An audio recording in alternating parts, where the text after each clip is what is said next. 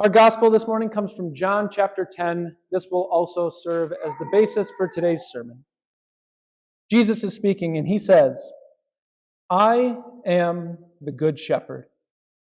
The good shepherd lays down his life for the sheep.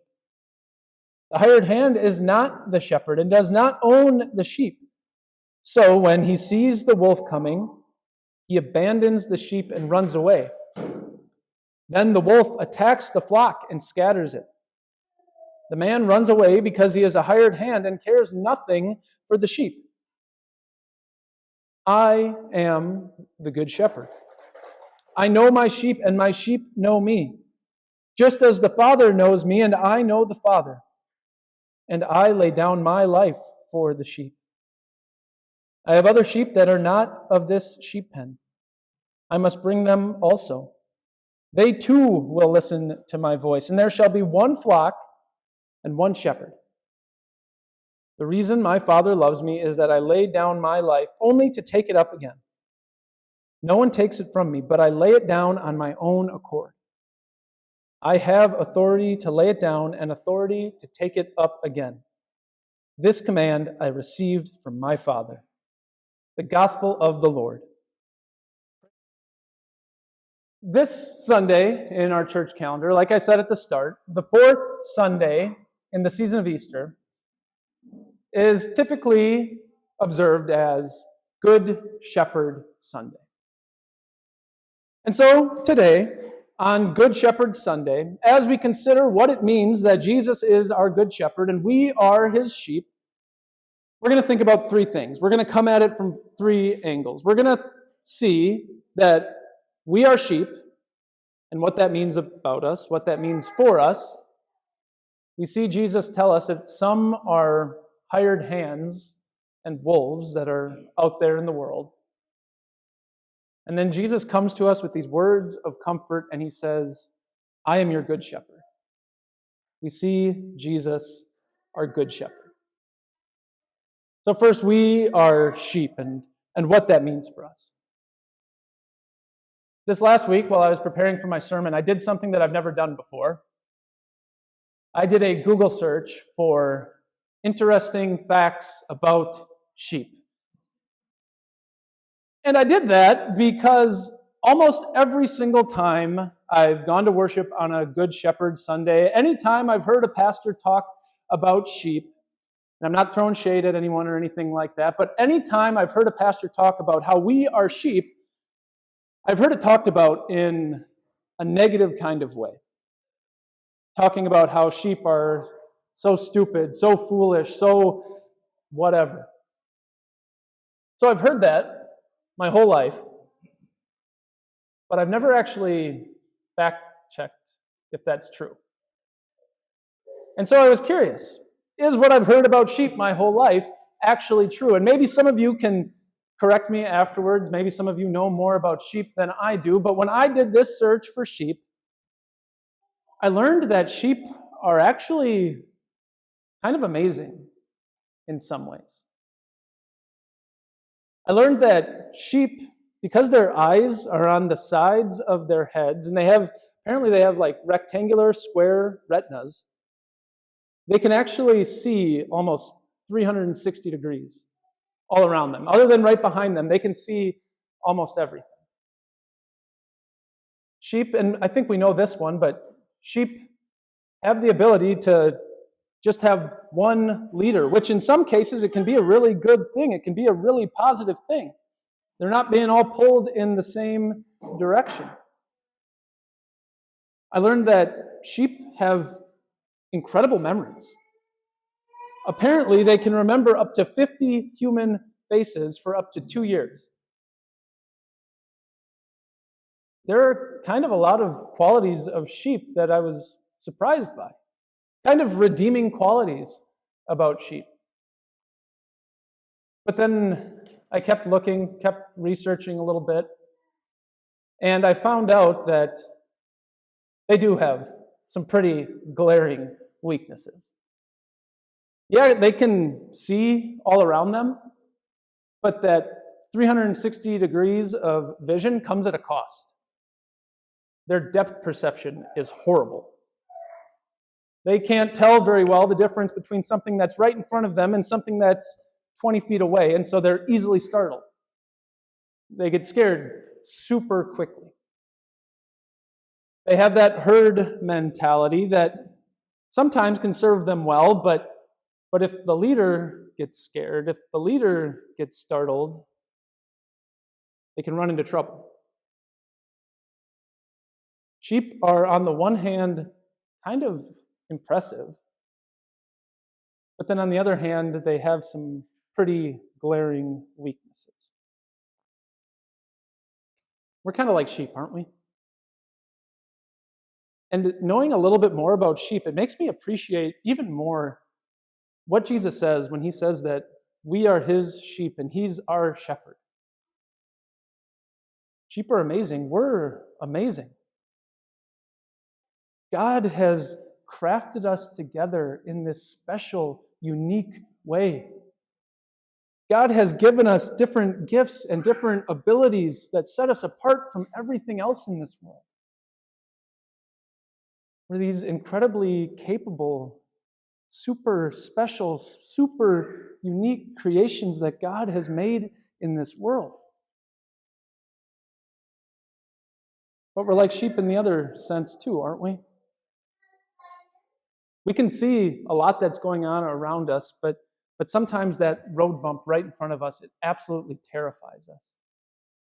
It freaks us out. We maybe sometimes, when we're scared, we follow the group and not in all of the best kind of ways. We can see so many things around us, but sometimes the path right in front of us seems so unsettling, so unsure. We all kind of sound like sheep, don't we? In all of the best ways, but also in a lot of the worst kind of ways too. I think we're like sheep in another way too.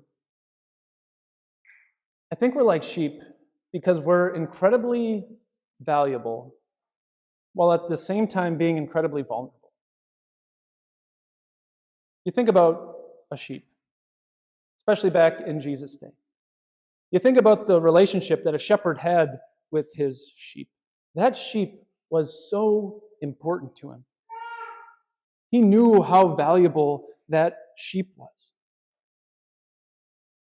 That shepherd knew that sheep could be sheared and the wool could be used to make clothes.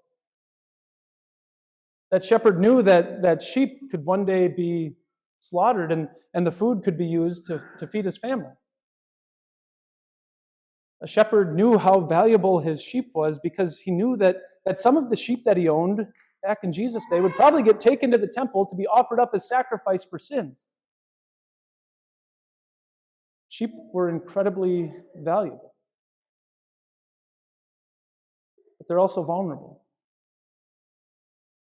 They couldn't protect themselves. They can't fight off a wolf, a predator that comes after them. On the one hand, they are incredibly valuable. On the other hand, they are so vulnerable. We sound a lot like sheep, don't we? We are incredibly valuable to Jesus.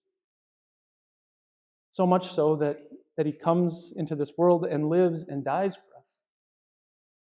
And he has to do that because he knows that we're also incredibly vulnerable. We're vulnerable to the attacks of some who are hired hands, who are wolves. Listen to what Jesus says. He says, "The hired hand is not the shepherd, and does not own the sheep. So when he sees the wolf coming, he abandons the sheep and runs away. Then the wolf attacks the flock and it scatters. The man runs away because he is a hired hand and cares nothing for the sheep." There are what Jesus would call hired hands all over the place, I think. There are hired hands throughout the world. There are lots of people who say that they care about you. who say they're going to take care of you, who say that they're going to take you to where you want to go, where you need to be. They're going to take you to some kind of promised land. There are lots of hired hands. People who care about us as long as they can get something out of us. And then when things get tough, when things get real, when it comes down to it, when things get dirty and messy, what do? They leave us behind. They leave us to the wolves. They leave you and me, they leave people all over the place to the wolves, wolves who are going to tear them into pieces and want nothing more than to destroy them. There are these hired hands all over the place. There are these wolves all over the place. And the sad thing, is that so often I go chasing after the hired hands. Sometimes I let myself just willingly be thrown to the wolves. I put myself in a position to be taken advantage of by the hired hands, to be devoured by the wolves. And so, we need to be on guard. We need to be discerning. We need to watch out for what Jesus would call hired hands. We need to watch out for what Jesus would call wolves. John, in our second reading that I read from this morning, in 1 John, he actually gives us kind of a way to test, to be on guard, to watch for hired hands and wolves. What did he say? He said, "Dear friends, do not believe every spirit, but test the spirits to see whether they are from God, because many false prophets have gone out into the world." John is saying that if someone is a hired hand, or seems to be a hired hand or a wolf, he says, test them. Put them to the test. And how do we do that? Well, he tells us. He says, this is how you can recognize the spirit of truth. Every spirit that acknowledges that Jesus Christ has come in the flesh is from God. But every spirit that does not acknowledge Jesus is not from God.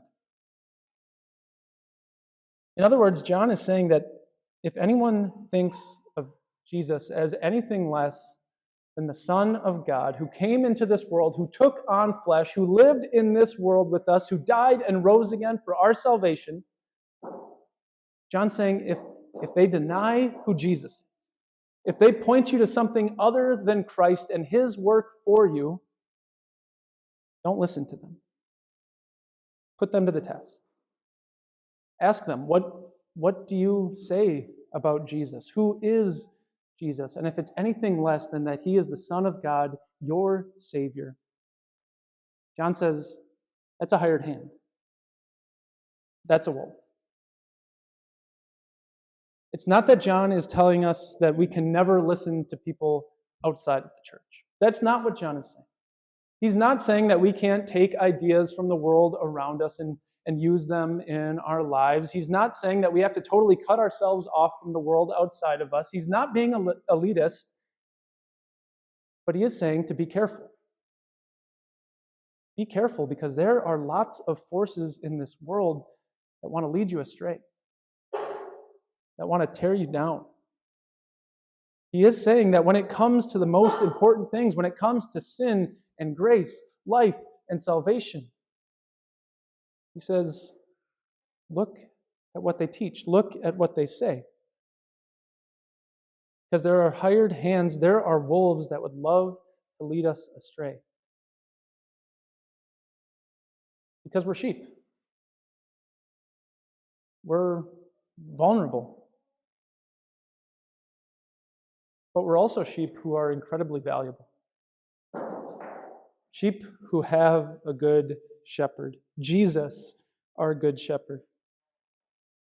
Sheep, they have their problems. They have their weaknesses. That's why we need a good shepherd whose strengths overcome all of our weaknesses.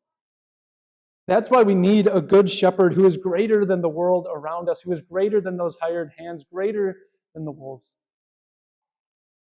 That's why Jesus comes to us and he says, I'm your good shepherd. That's what Jesus is for you and for me. Listen again to what he says. I am the good shepherd. The good shepherd lays down his life for the sheep. I am the good shepherd. I know my sheep, and my sheep know me, just as the Father knows me, and I know the Father, and I lay down my life for the sheep. I have other sheep that are not of this sheep pen. I must bring them also. They too will listen to my voice, and there shall be one flock and one shepherd. You know, Jesus' words there, as he describes himself as the good shepherd, as your good shepherd, it makes me think of a parable that Jesus told once about a shepherd who had 100 sheep. The shepherd in Jesus' parable, he has 100 sheep, and then what happens? One goes missing. Out of 100 sheep, the shepherd knows his sheep so well that if just one wanders off, if one goes astray, the shepherd knows them so well that he knows just the one who's gone lost, the one who's gone missing. And what does the shepherd in Jesus' parable do? He leaves behind everything to go and find that one sheep. To go and save that one sheep, because that one sheep is so valuable to him, is so important to him. Jesus is just like that for you and for me.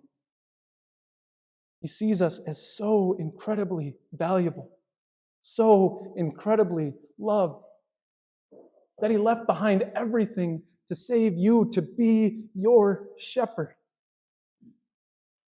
And when he meets foes along the way, when he meets wolves who want to tear you apart, when he meets those who want to tear you away from him, what does he do? He protects you.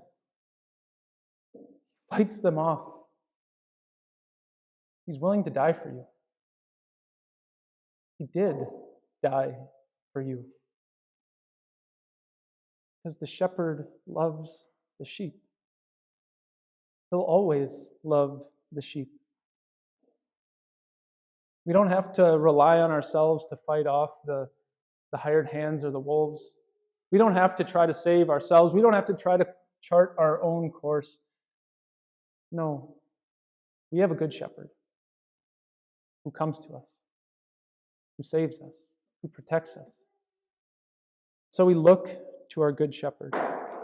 We look to our good shepherd who's always going to be there for you, who's always going to forgive you, who's always going to love you, who's going to guide you from your last breath in this life to your first breath in heaven. That's your good shepherd. That's Jesus. So we look to Jesus, our good shepherd.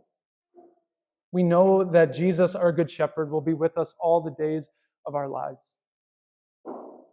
And so we can read a psalm, like Psalm 23, that David wrote, and just bask in the comfort, in the peace that it brings. The Lord is my shepherd. I lack nothing. He makes me lie down in green pastures. He leads me beside quiet waters. He refreshes my soul.